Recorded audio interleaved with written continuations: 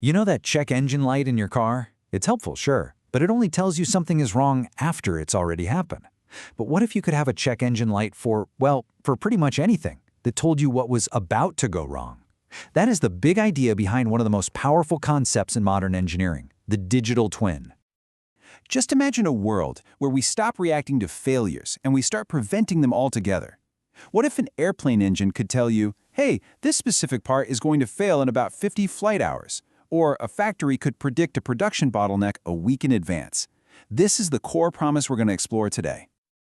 And look, this isn't some futuristic fantasy. To make these kinds of predictions possible, industry leaders like Jonas Åkesson are saying there's an urgent need for one thing: a constant, living link between the physical world and the software that understands it. And that living link, that is the digital twin. It's that ultimate check engine light we were just talking about.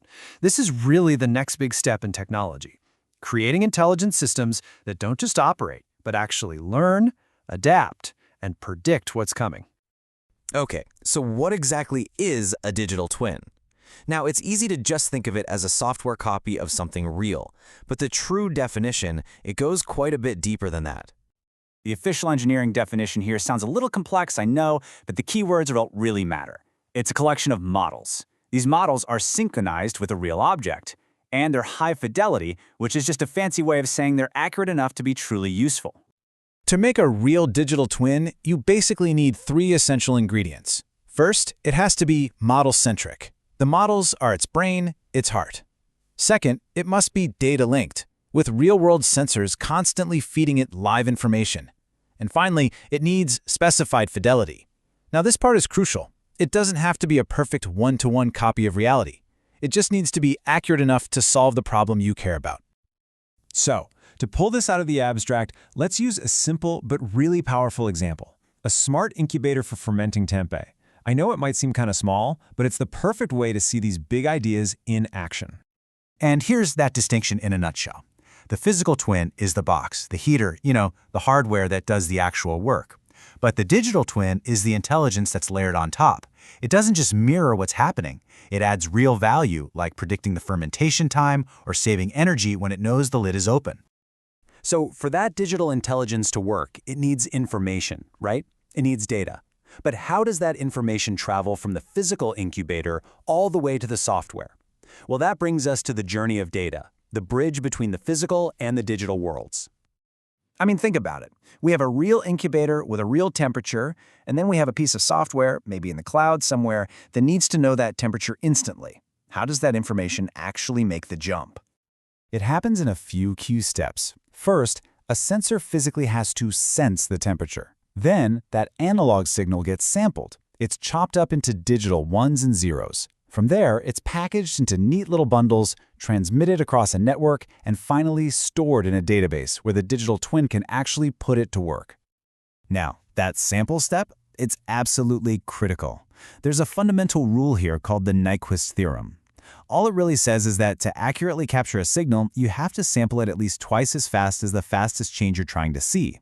If you don't, you can get a completely wrong idea of what's happening. And to get that data transmitted reliably, we use a system that works a lot like a postal service. It's called TCP/IP. The IP part is like the address you put on the envelope. It tells each little data packet exactly where to go. And TCP is like certified mail. It chops up the message, numbers the pieces, sends them off, and then makes sure they all arrive safely to be put back together in the right order. So, the data has arrived safely. Now what? Well, we have to actually make sense of it. And this brings us to the really cool part: building the digital brain, the models that sit at the very heart of the twin. Because data by itself isn't enough.